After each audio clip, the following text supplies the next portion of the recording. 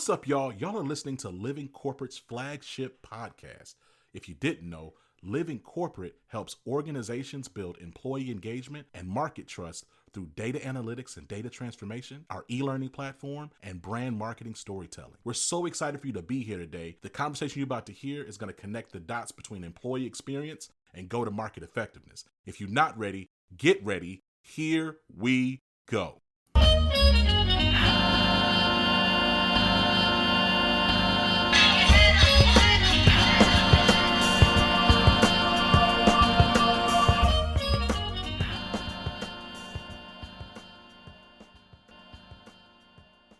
Audra, welcome to Living Corporate. How are you doing? I'm doing well. How are you, Zach? I'm okay. Look, so here's the thing. I don't really know where to begin because we've talked now for some time. We met, I believe, last year for the first time, really, through a recommendation from a mutual person that we both dearly respect. And there's a lot I want to get into. I guess I want to start with, backing up. When I think about the landscape of employee experience and people strategy and org transformation, I think there's a lot of people who are in my generational cohort, like who are young-ish, and even people, and certainly people who are younger, like in their mid-20s or so, and like a lot of really big, loud ideas, right? About how the landscape of DEI should be and how, we need to do this and we need to do this. And I don't really know if we're always engaging and talking to folks who really have the privilege of experience to really see some things through some various cycles. And so I get excited when I'm able to talk to executive level leaders about this space and this work, because I think a lot of times for folks under 30, they bring a lot of energy and excitement and even some innovation and creativity, but we don't have the experience, and I'm not under 30, by the way, I'm 34, but I'm just saying we don't have the experience and insight to really speak to these things with the in the most effective ways, right? And so I love bringing in diversity of generational cohort as well, right? Because there's something about someone who's been in this space for more than a decade, more than 15 years, really talking about what they're seeing. And so when I first pulled you up, did my research on you, the first brand I saw associated with you was Korn Ferry, right? I go to Korn Ferry's website and I saw you there, position, senior executive thought leader, wealth of experience. I think let's just start there, right? Like, what is it that led you to Korn Ferry? And then I would like to understand, what is it that led you to build something outside of Korn Ferry? Let's start there and then we'll continue forward. Okay. Let's start there, but I'm still going to back it up once. Back it up. What brought me to Korn Ferry is that the organization that I worked for was acquired by Korn Ferry. Korn Ferry was in the executive search business. Huge global organization that did executive searches at high levels in organizations across the world. Probably about 15 years ago, Korn Ferry made a decision that they wanted to really build a diversity of solutions to serve their clients. So they expanded outside of executive search to build a leadership advisory practice. So they looked around the country and looked at organizations that they felt had expertise and had capability, and they acquired them. Our company was one of those companies. At the time, it was called Global Novations, and it was the largest diversity, equity, and inclusion company in the country. Now, how did I get to Global Novations? You can back it up through a series of one small boutique company called J. Howard and Associates that was eventually sold and became part of several boutique companies called Provant. Then it was bought back and then took on the name of Novations. Then it merged with its competitor, Global Lead, and became Global Novations. So through all of the important thing is that through all of those changes, the work around creating environments where people can do their best work no matter how different they are, as well as if you see yourself as part of a demographic that most people would say is different, you don't allow any of the messages that sometimes comes with that interfere with you being able to soar. So one of my favorite expressions is that one hand does not clap. So organizations have a responsibility to create cultures where people can grow, and individuals have a responsibility to grow. You got to have both those working at the same time. So to your point about joining Korn Ferry through acquisition, and they're really to what I'm hearing is there being like a series of acquisitions and then buybacks and things of that nature. What was your experience in going through that? Because I've been through on the other side, right? So I've been a part of like M&A consulting engagements, right? So like where I would be a part of like taking data and analyzing to understand, okay, hey, here's where your potential areas of risk are and synergy and X, Y, and Z. And as you think about, as you progress in this merger, here's the things you need to be mindful of. But I've yet to be a part of, I've yet to like go through and experience a full acquisition. So what was that like just experientially as a professional to be like, okay, hey, I'm part of this DEI firm. And now I'm hearing that this executive search firm was looking to really add us as a nodule to their toolkit of sorts. What was that like for you? And then, I mean, I don't want to put words in your mouth. I'm really curious about that because not only that, but like I said, it's not based on what you're saying. It sounds like you experienced that several times over, and yet you were a constant through it all. So what was that experience? Well, what allowed me to be a constant is the power of the work that I did every day. And I was able to do that up until the day I left Korn Ferry. Mm. So that helped feed that constant. But one of the things, and I think, Zach, you said it well, when you're on the M&A side and you're looking at the data, it's real easy to say, like you just said, these are the risks. This is what you can get out of it. This could be great. You might be careful of this. But what happens is that if you're not careful, you take the humanity out of the M&A. And humanity is, and people, that's what it's all about. That's the number one item on anybody's payroll is going to be, the number one item on anyone's budget is payroll. So when you do an M&A, you have to, no, let me step back. I would say most organizations, when they do M&A, do not spend a significant or an intentional amount of time understand how they're going to integrate cultures. Mm-hmm. And to me, culture is very aligned with when you're talking about diversity, equity, and inclusion. Mm-hmm. What do I feel when I walk into a space? Do I feel like I belong? Do I feel like I matter? Mm-hmm. Do I feel like I'm included? From the interview to the first day, to the onboarding, to the first year. I'm constantly, the thing that's fascinating is that we are born into a group. A group is two or more. All of us have had wonderful group experiences, and we've also had bad group experiences. So whenever you're stepping into a new space, one of the things you're trying to figure out is this going to be my home? Is this going to be a place where I can truly make a difference and make an impact? Is this a place where I can grow? Is this a place where I can achieve my goals and objectives? Is this the place? So I'm trying to figure that out. And I'm looking for cues in the environment that's letting me know, oh, I think this is it, or, oh, this is a red flag. This is something I need to be careful of, or this is just great. I can work here for the rest of my life. So, but you're processing all of that. Sometimes you're processing it on a conscious level, and sometimes you're not. But the important thing is that I challenge managers when they talk about having people in their organization that really they're lazy, or they don't step up, or they don't bring it all to the table. I said, is that how they were on the first day? I said, probably not. They came in excited. They came in wanting to give everything they could. They came in and they wanted to make a difference.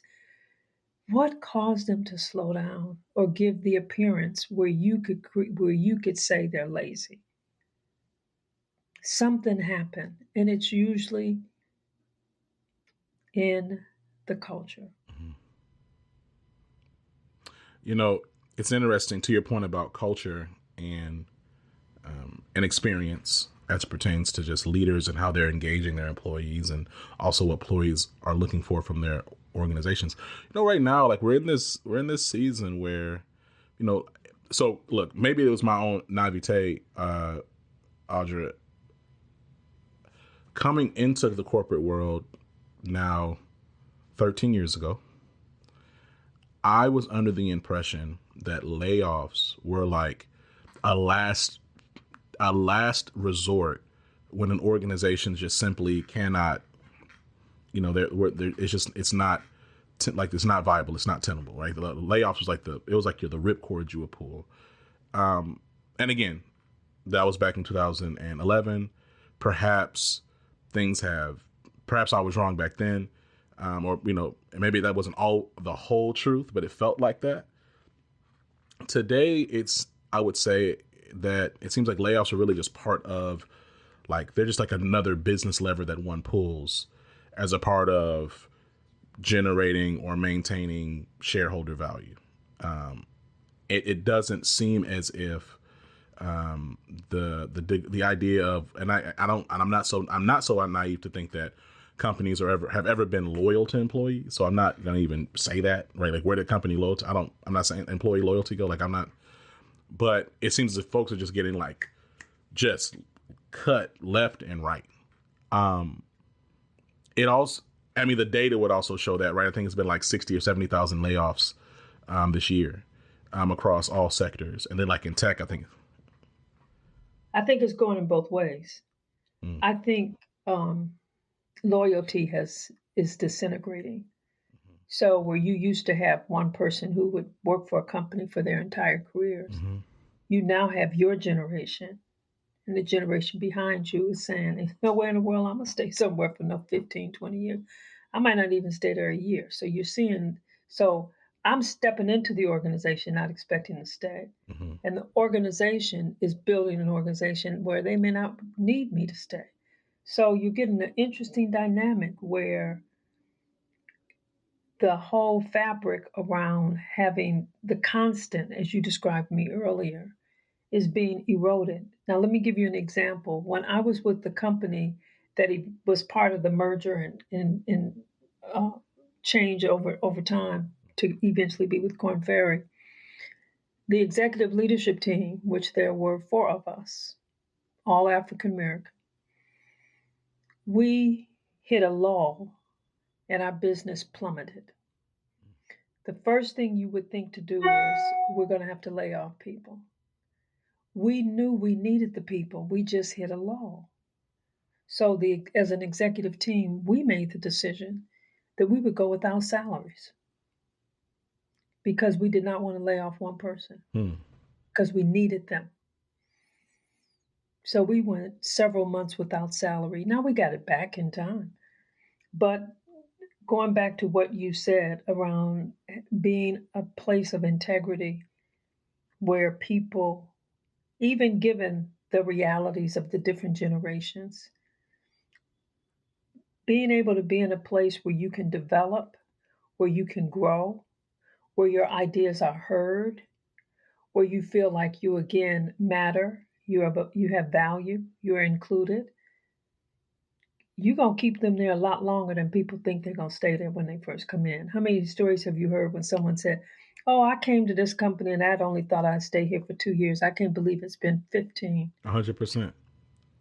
What you're also describing, though, I mean, this goes into the question I was going to ask, which is just, where do you think executive leaders need to like adapt their behaviors to retain talent? Because on one side, and it's also interesting, and there's like this duality of just executive leadership behavior I find just so curious, where there's still a very quiet war for talent in the market. Like people are still out here looking for top talent. And at the same time, they engage in behaviors that would suggest they don't care about keeping the talent they have or retaining the talent. And so something you just articulated, though, and maybe this is because the organization is small, I would love to see an executive leadership team forego their salaries for a certain period of time to ensure that they were able to retain their employees. But I think even the notion of that is laughable to so many C-suite executives. Well, one of the things that you will constantly push up again in terms of our social order is that of capitalism. And at the end of the day, it's green. And you, especially for publicly traded companies, you have shareholder value and you need to make sure that value stays strong. Mm-hmm. So you're constantly doing the things that you did when you were in professional services. You know how it works around constantly cutting and thinking but my concern is when you take the human element out of it and you just see it as black and white on a piece of paper and you don't give it attention to the fact that we're talking about people here. And to at least have the conversation. You can still make any decision you want to. Because see, I was telling people when they're talking about Audra, I can't include everybody in everything. I said, I'm not saying that you got to include everybody in every meeting. What I'm saying is that you give everybody consideration. Mm-hmm. I can accept yes and I can accept no. I really can accept no when I know you've given me consideration. What causes me a problem is when you don't even consider me or you don't even see me. Right. Before our time here, I had a friend who had to stop by and pick up something here at the house. Mm-hmm. And she was livid when she pulled up because she was just coming from the grocery store. And the way she was treated was like they didn't see her. And they treated somebody they did see that looked like them, just gave that person all kind of attention. And she finally had to say, excuse me, and then they jumped. Well, see, executive leaders need to understand that in 2024, especially with 5 generations in the workforce, you need to attend to people. Again, I'm an adult, and I'm also an at-will employee. I can choose to leave you, and you can choose to tell me to go. Mm-hmm. It's a contract. Mm-hmm. However, there are things you can do that will increase the probability that I will give you my best and I will stay for a while. Mm-hmm. And if people could just understand that they could achieve their goals way beyond they could ever imagine.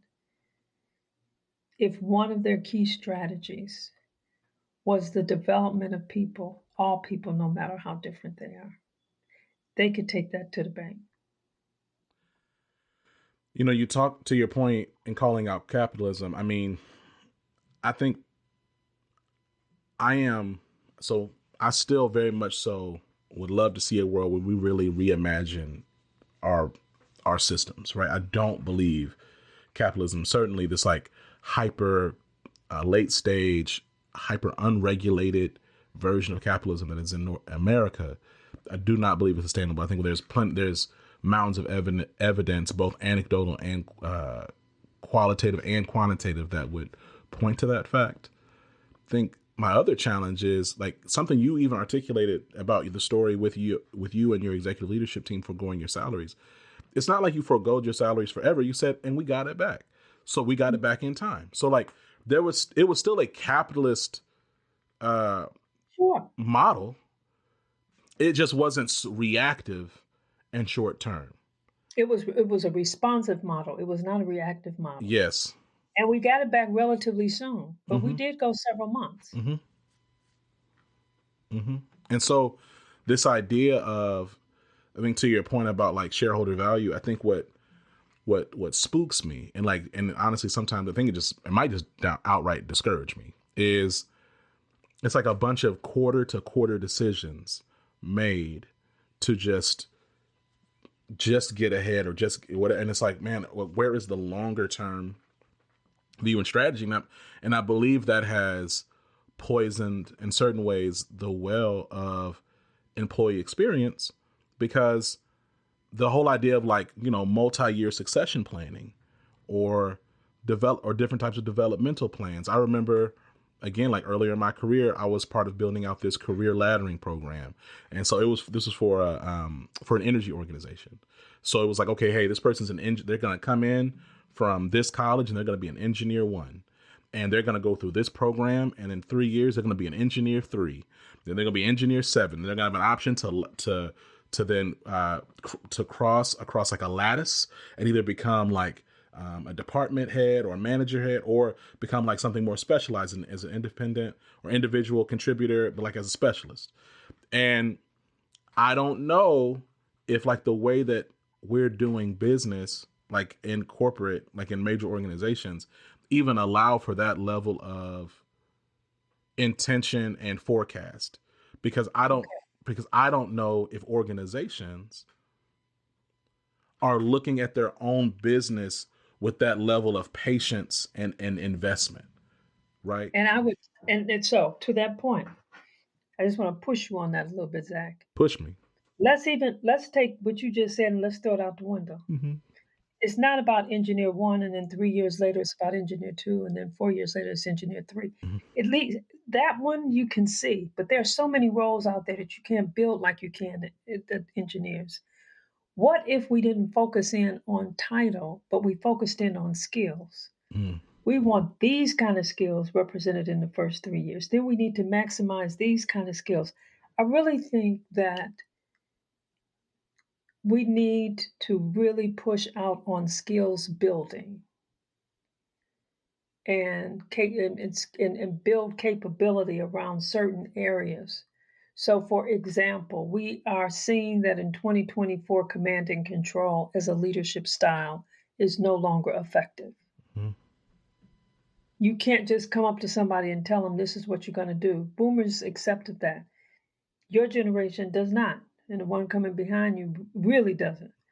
So the thing that you have to do now is to say, how in the world, given our current reality, given the hand we've been dealt, how can we maximize in some of these fractured systems? How can we still maximize? Because it's only until we can maximize can we begin to build a different system.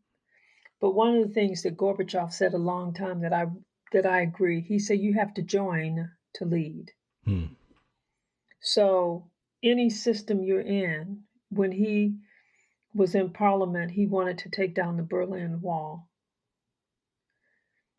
It took him 10 years because it was so political and it was such a symbol that he had to work relationship after relationship after relationship. And then 10 years later, that wall came down. So I say that to say that in order for us to build the system that you just referred to, that would be great. We have to find a way to manage the existing system and work within it so we become more pragmatic about the ways in which we're going to bring it down and build something else back up. And I think that goes back to what we kicked off with, which is I hear a lot of people, especially those who are like in the quote unquote DEI space. And I think there's a spectrum, and I've talked about this on Living Corporate several times. There's a spectrum of DEI where it's like, I think there's like this, on one side, it's like really revolutionary in its language and in its like citing a lot of revolutionary thinkers, perhaps like folks from like the Black Panther Party, Kwame Ture, really looking and a challenge to reimagine and rebuild. And then there's another side where it's like, hey, we really want to just maintain and keep everybody in order. We don't really necessarily want to like push the envelope, make anyone uncomfortable on any side. And certainly we don't want to challenge any power structures. And I think like on the aforementioned side, I think a lot of times people really focus on this needs to go away. This needs to be taken down. We got to take this down. We got to dismantle this and eradicate this. And it's like, okay, but like, how does that happen practically? Like, that sounds very compelling. It sounds exciting. It sounds provocative. But when you talk about these institutions that have been around for hundreds of years, how do you really think that's going to happen? How do you believe that we're going to make progress? And I'm not saying that, certain things just need to change. Okay. I don't believe in like everything being a steady, slow drip of progress. However, agreeing with you that some of those things you have to actually be a part of, learn, engage, and then push for reform as you're in it. And that's hard. That's not easy to do. Plenty of people lose their way, but it's a much more likely option than rallying and just kind of shaking your fist and saying, we got to change everything. Well, to me, you talked about language, you talked about thinkers, but one word I didn't hear come out of your mouth, Zach, is impact. Mm-hmm. So we can do whatever we want to do. We can say whatever we want to do. We can write the best this or that. At the end of the day, what kind of impact are we making? What kind of impact are we making for our organizations? What kind of impact are we making for society? What kind of impact are we making for our communities? What kind of impact are we making for our families? Impact. See, because that's where it is. And the thing about it is that I just keep going. I just think this is a time of pragmatism. I just think we got to sit back and say, where are the fissures and where are the cracks that if we go after them, we can get a return on investment and spend our time there. Because I have to tell you, I'm tired of going through so many meetings. I go to a lot of conferences. I'm in a lot of meetings. And at the end of the year, and I look back, I say, okay, what difference have we made?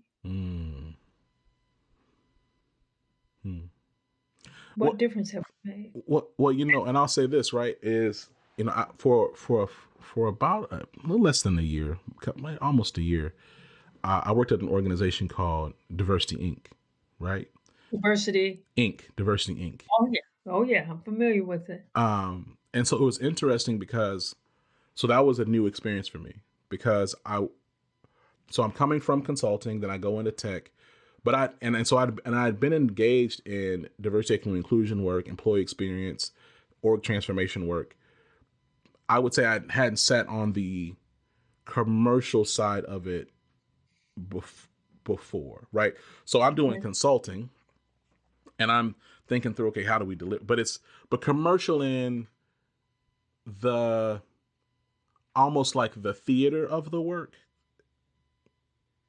Right? Like, and not to be disrespectful to anybody, but like, it's a different type of space. Hey, you're on this list. Hey, we're saying that you did this. We're saying we positioned you here. We're doing events, not necessarily like impacting anything per se, right? A lot of awareness, perhaps, high level communications, but in terms of like transformative impact work, not really that.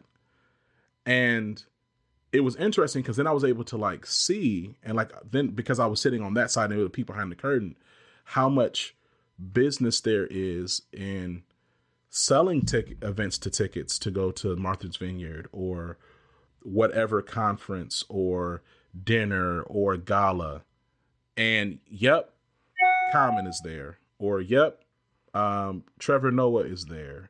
And you're able to take a picture with like these celebrities, but it's almost like a lot of self-aggrandizement, right? It's not really, to me, impact work related to just, okay, what are we actually doing to move the needle?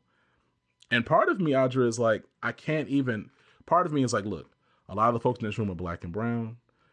For a lot of us, this is the way that we were able to get into corporate America and have a well-paying job. We might not have a C-suite position if it wasn't for this role. We might not be able to go to this event we might even be able to go to this city or go to this state if it wasn't for our connection to our job. So this is the way that we're just getting on. So like, I want to empathize with that. And like, this is not and historically I've taken umbrage with a lot of those things, and I still do. But I think my point in this conversation is not really about that. I really want to, I'm hearing your word pragmatism and just being critical of, okay, what are we actually doing to progress? That's right. That's right. Right. Go ahead, please. Because one of the things with being on the design team for the Martha's Vineyard Chief Diversity Officer Summit that's coming up in August on the Vineyard, we're working really hard to create a design where the theme this year is "The future is now. Are you ready?"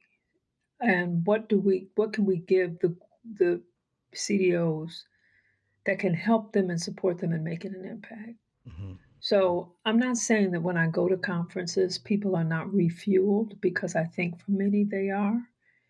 And our conference is a thought leadership conference, but it really is, at the end of the day, what can you offer or give that will increase the probability that people will go back and make bold moves? Yes.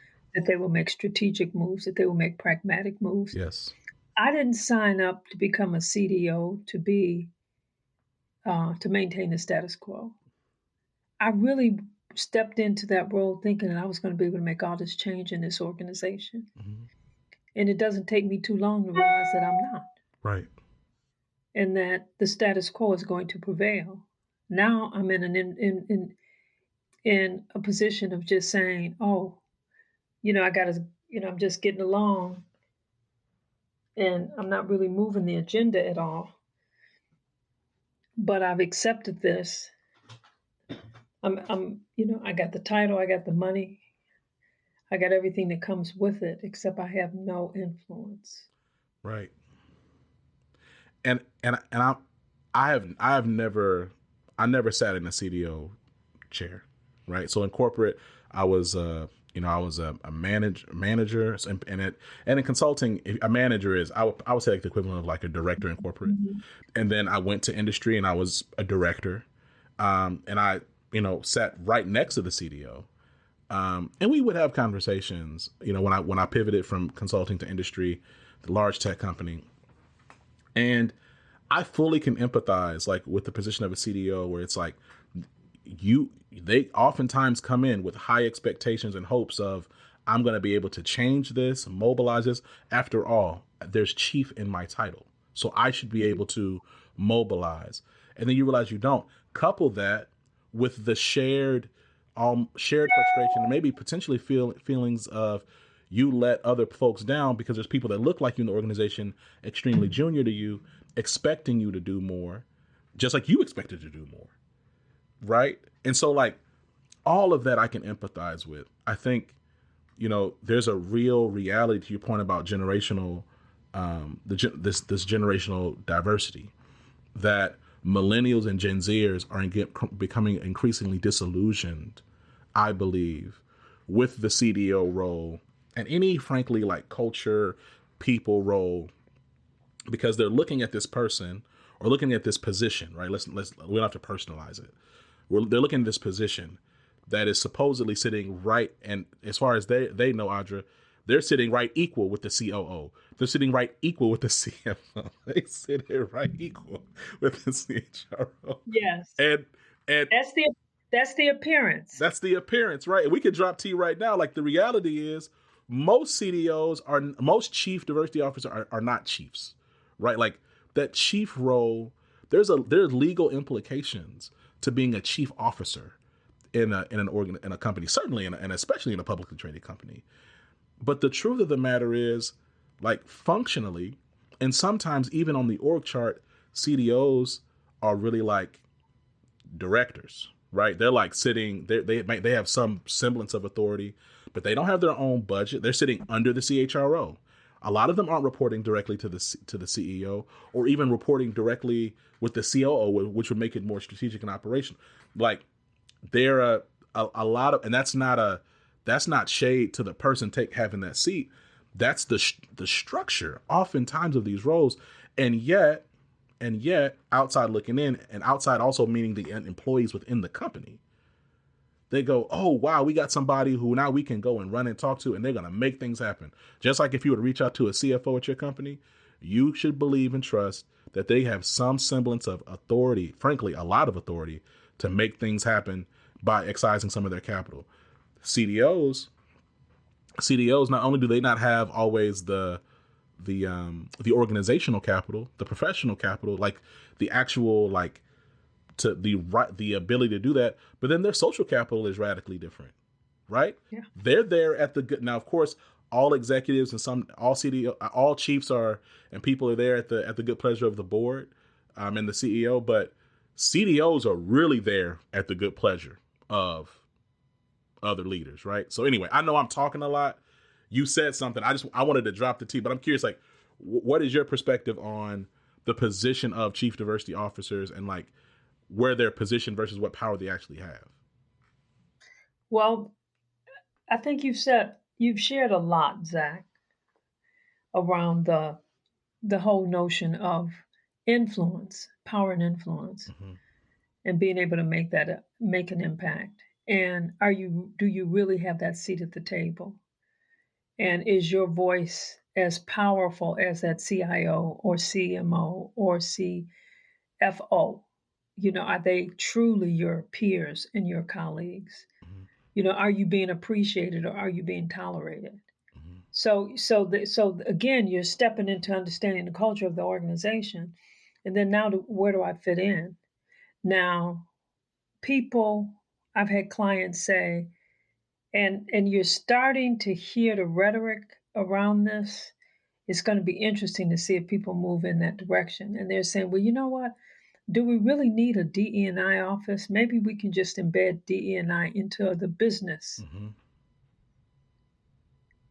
Until there is a pulse beat in an organization that demonstrates that it truly believes that development is for everybody and the systems in place to put that in,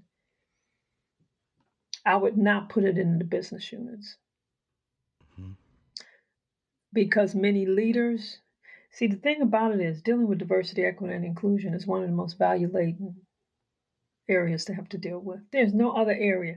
When you deal with finance, you're not dealing with people's values. You're not dealing with the fact that I am from a very religious household, for example, and I grew up saying that homosexuality was wrong. And now I move into a world where the treatment of everyone is important, especially the LGBTQ community. Mm-hmm. So how do I manage the conflict of how I was raised with what my current reality is? And so you're pressing up against values. And that's why, even though we are becoming stronger around data, I tell people all the time, when I started this work 40 years ago, at the director level and above in corporate America, most directors were white and male. Today in 2024, it's still the same thing. Mm-hmm. So if you're going to change or move the needle, if you're going to change the percentages, if you're going to create more inclusion, it has to be intentional work, and it has to be something that people feel that they can value and they see the return on investment. And so until we can get there, I'm still a proponent of being able to have a DE&I office and a leader that will drive that, because that's the only way you can hold people accountable. You just turn around and put it back into the business unit. It'll go back in. But is it going to be a number? Where is it in terms of priority? Right. But more importantly, even with the data, where is it in terms of value? We've been using the word pragmatism. You brought up data a couple times now, and something we talked about off mic and that I get excited about is leveraging data in an effective way. I do believe that data and pragmatism go hand in hand. I believe that I would agree with that. I would say that when you think about, as I think about basically, from 2020, from George Floyd's murder to mid 2022, a lot of the things that were getting DEI practitioners in hot water was frankly around things that were not data centric. So it was workshops where we're using academic language that wasn't really grounded in a corporate context. So you say things like dismantling white supremacy, or confronting your privilege, or white, you talk about white guilt. And so using like a lot of psychology type language, in addition to just language that is provocative without really being like explicitly relevant to your day-to-day work.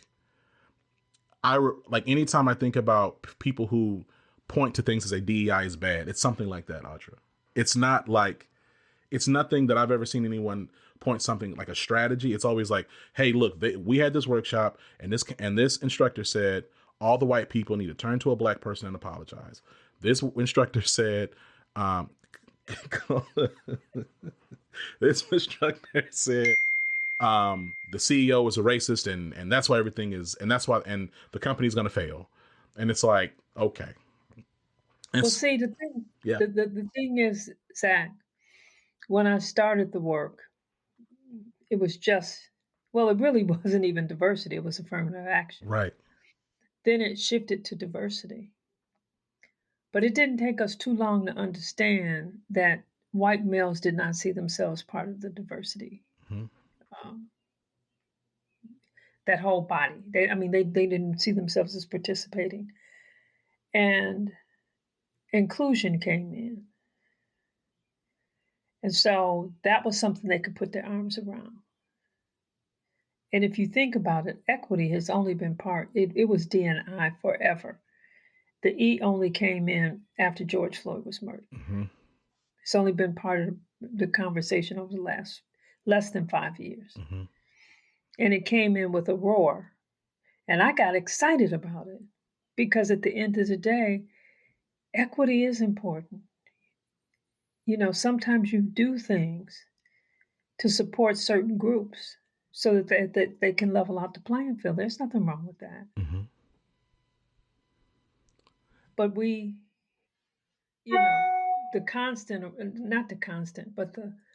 the whole piece around, I learned a lot around values. Because you logically know it's the right thing to do. Mm-hmm.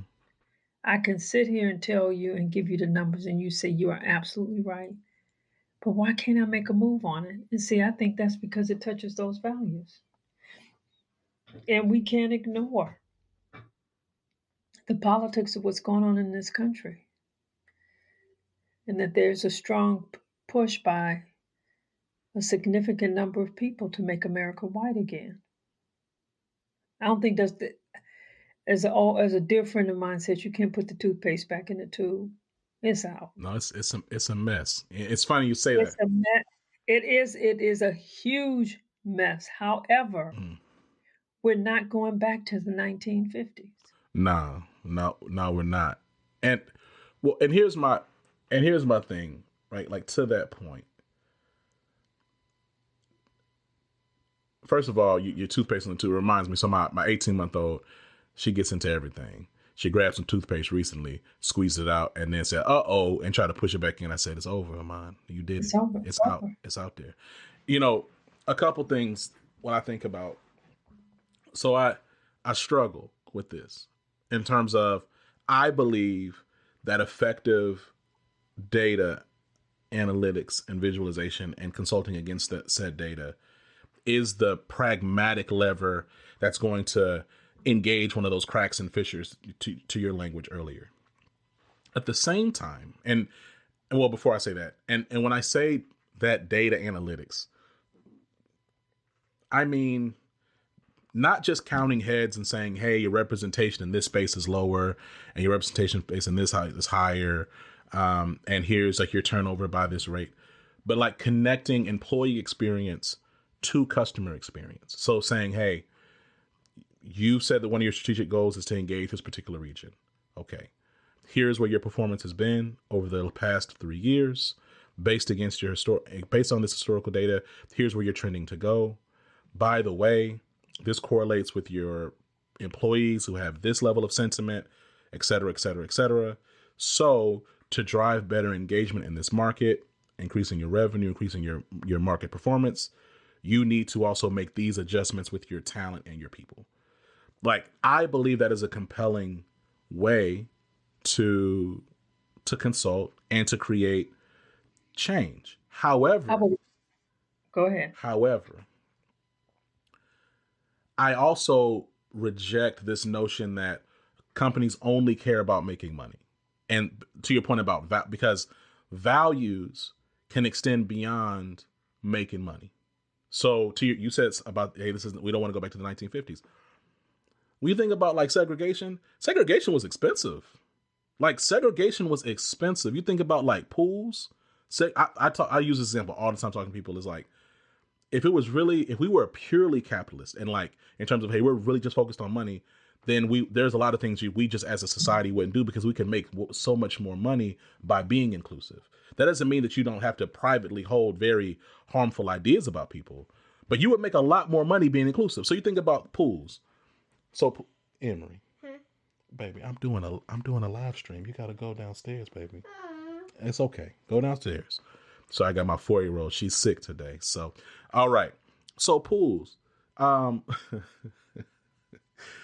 So pools, you had the black swimming time, you had the white swimming time.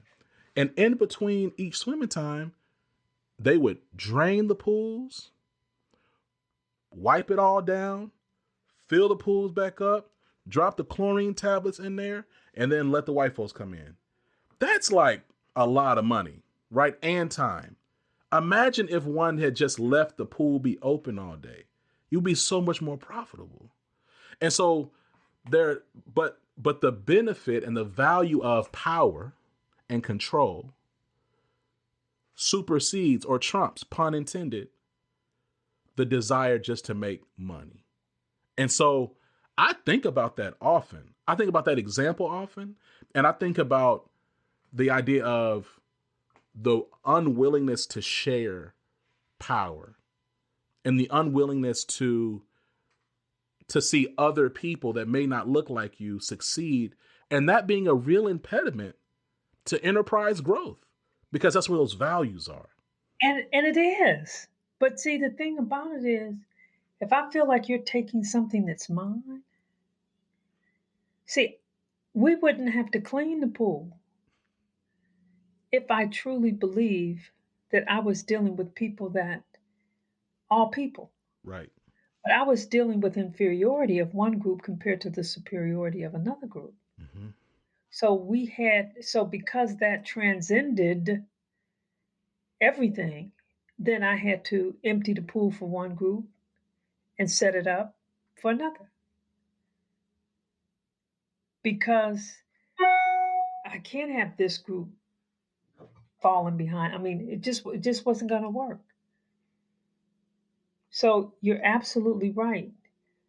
But so your thinking around the data, I think, is rich. It's spot on. It's appropriate. It is compelling. It helps people to see the current reality.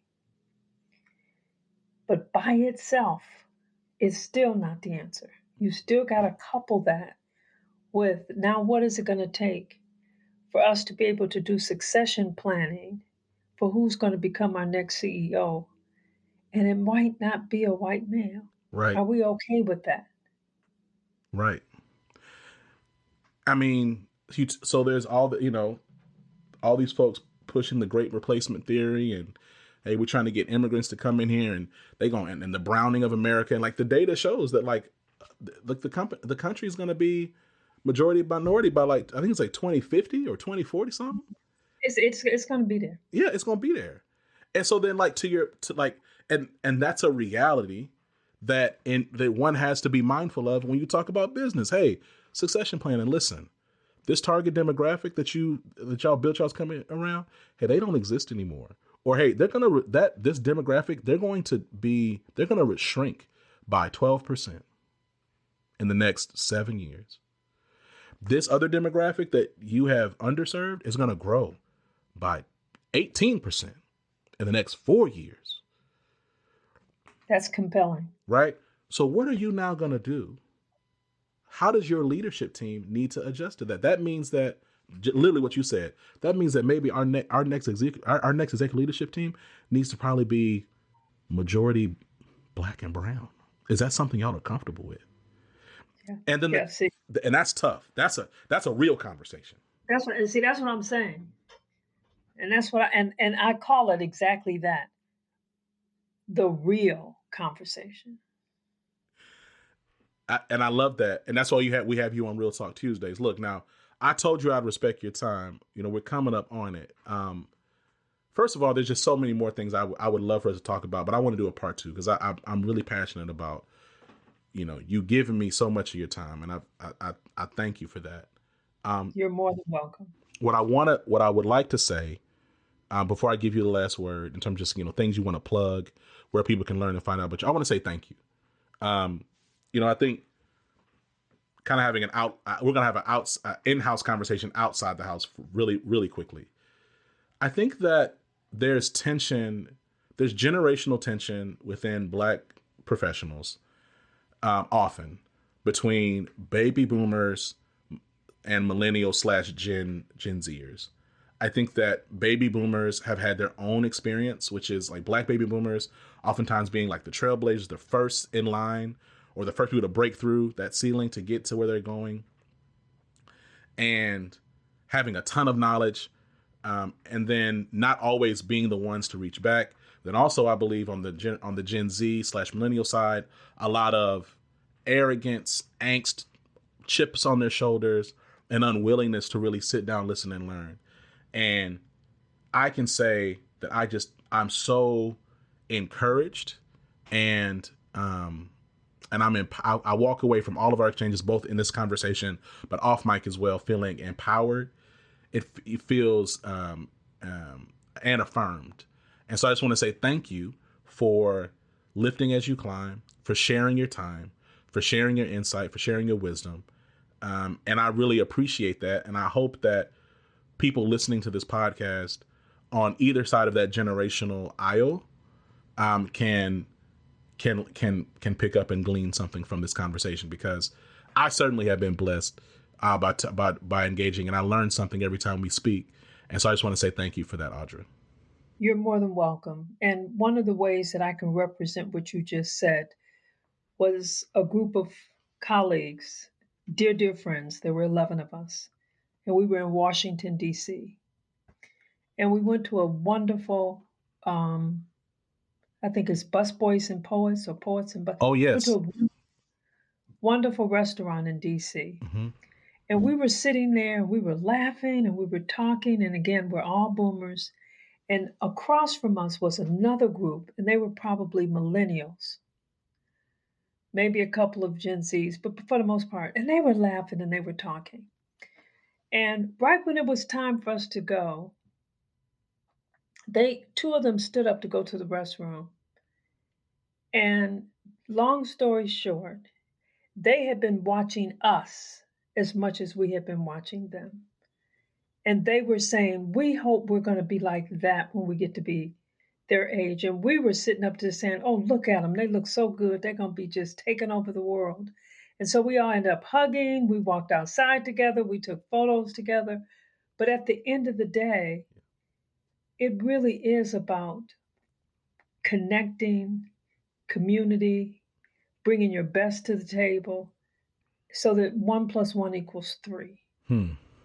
And how do you, in the best way you can do that? Because if you said, Audra, if there's one thing that you would recommend that executives do, or if it's one thing that you would recommend that Black and brown talent do, what is it that we needed to do? Well, for the executives, they need to listen. If you will just listen, people will talk to you.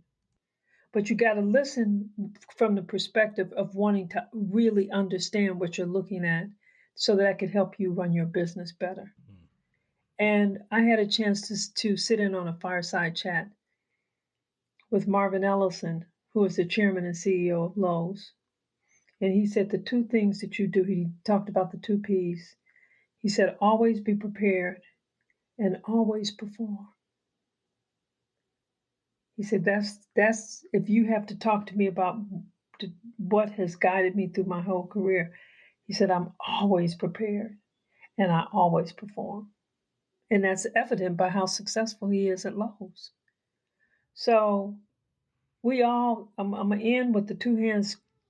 You got to clap. It takes two hands to clap. We each have to own ours if we want to maximize the outcome and get the greatest return on investment, if that's it. And organizations, if they want to be smart, it's sitting right in front of them. But many of them can't see it because of their own subconscious biases, their socialization, all of that gets in the way. And then you got to start moving that stuff out. Audra, thank you so much. Mic drop at the end. Appreciate you. You're welcome. And until next time. We will talk soon. Okay. Peace. Living Corporate is a podcast by Living Corporate LLC. Our logo was designed by David Dawkins. Our theme music was produced by Ken Brown. Additional music production by Antoine Franklin for Musical Elevation. Post-production is handled by Jeremy Jackson. Got a topic suggestion? Email us at livingcorporatepodcast@gmail.com. You can find us online on Twitter, Facebook, Instagram, and living-corporate.com. Thanks for listening. Stay tuned.